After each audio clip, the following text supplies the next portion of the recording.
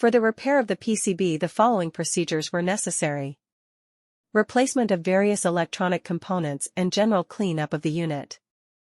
For testing, we use 24V DC power supply, pressurized air, a multimeter, and auxiliary sensor that's sent to us by the customer.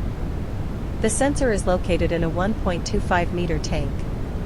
For every 1 meter of water column, it requires 100 bar. When 125 bar is applied, the reading will be 1.25 mH2O, and the multimeter will display 20 milliamperes. No further testing is possible due to the absence of additional units.